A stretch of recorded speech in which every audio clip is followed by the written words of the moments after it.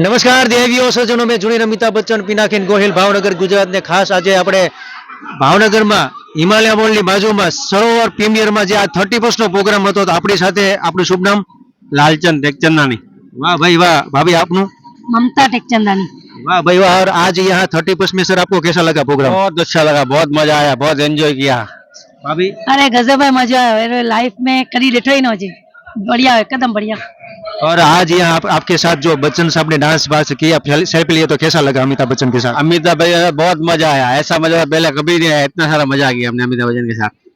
हिंदी बोले, मैंने पहले भी आपके साथ एक बार डांस किया, हनुमान जयंती में मैंने आपके डांस किया है मैंने। और आप नया साल के लिए आप क्या कहना चाहोगे 2025 को भावनगर वासियों को क्या संदेशा देंगे? नया साल सबके लिए अच्छा रहे, शुभ रहे, सबके लिए मजा रहे। नए साल में सब लोग तरक्की कर, सब माण्हू सभिनी लाइ सुठो रहे, अॻियां वधनि, फलन फूलन। जय झूलेलाल। जय झूलेलाल। जय झूलेलाल। जय झूलेलाल। जय माता जी, जय अम्बे, जय शंकर, जय वाहेगुरु।